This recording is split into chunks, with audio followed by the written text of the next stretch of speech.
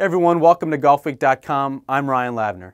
This weekend, the Callaway Match Play Championship is being held at the Concession Golf Course in Bradenton, Florida. We've enlisted the help of two college golf experts to help break down the action. First, joining us by telephone is South Florida coach Chris Malloy. Chris, thanks for joining us. How did you go about rounding up a field for this prestigious event?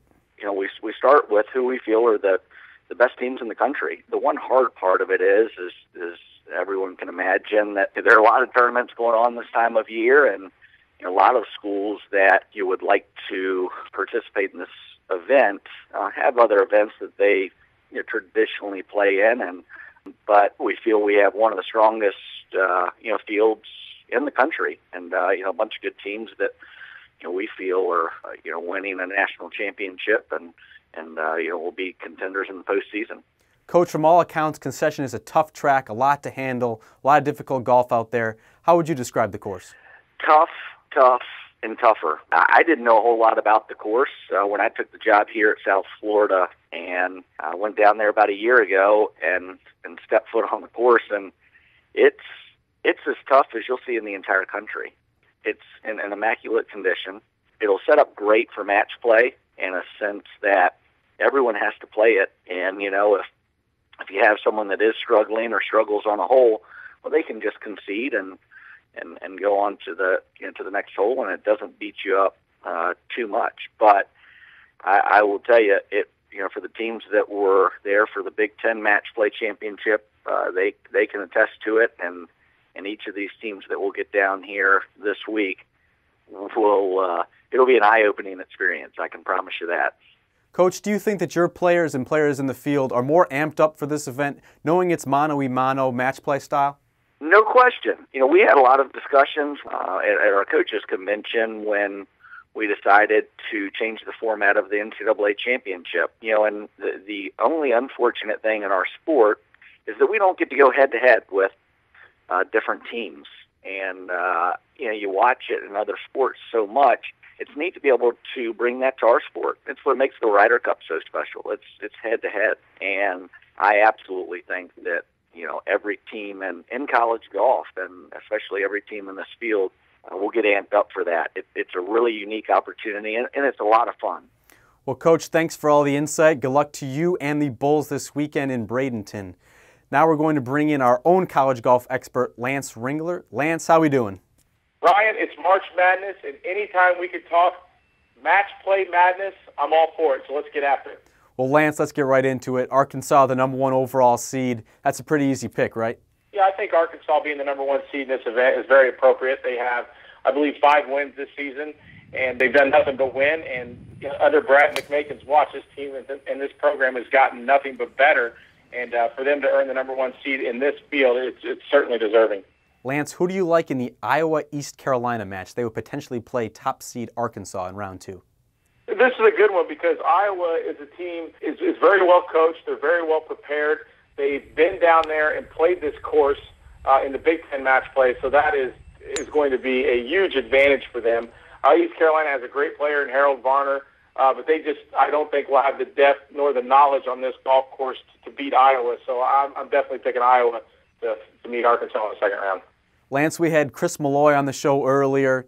USF's got a little bit of a home course advantage now playing at Concession, but they've got a tough draw now in Chattanooga. Who do you like in that matchup? Well, I know if I was going to be at this event, I'd probably start off following this one because this one has a chance to be very good for the simple reasons that South Florida is very familiar with this golf course.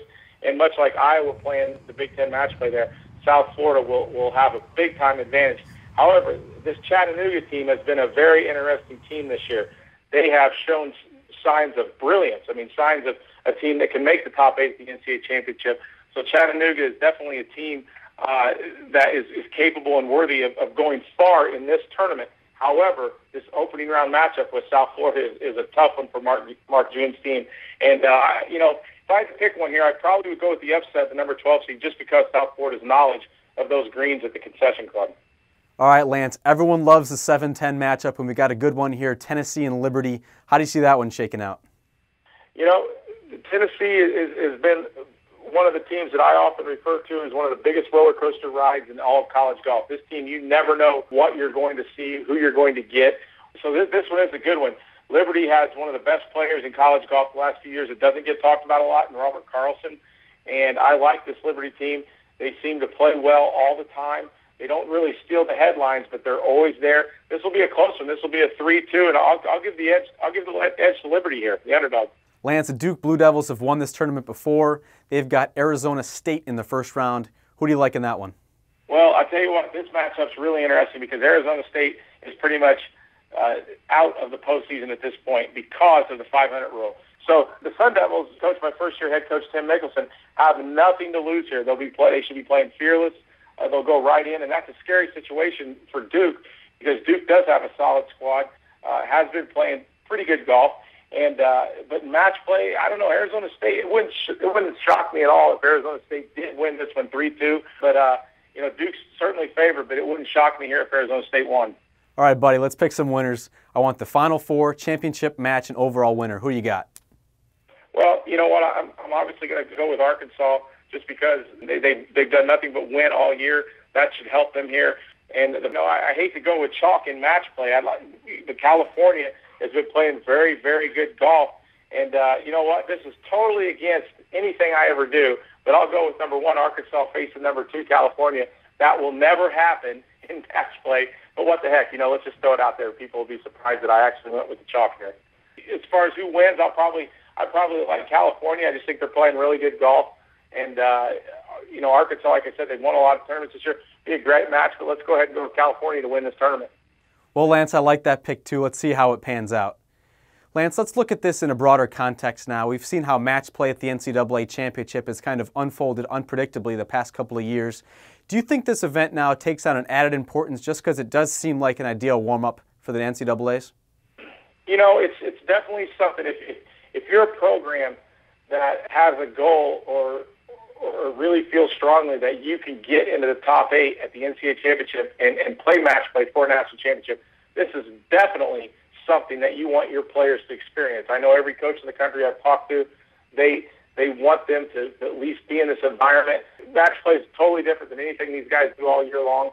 And that's why, frankly, we've seen the attendance in this event sort of drop off.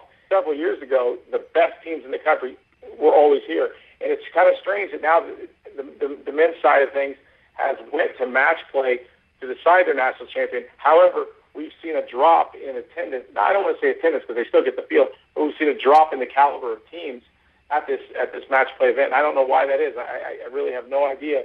But it's definitely something that the teams want their players to, the coaches want their players to experience. Lance, I agree. We want to see more match play in the regular season. I want to thank my 2 guests, Lance Ringler and USF coach Chris Malloy, for joining me today. Stay tuned to Golfweek.com for more in-depth college coverage.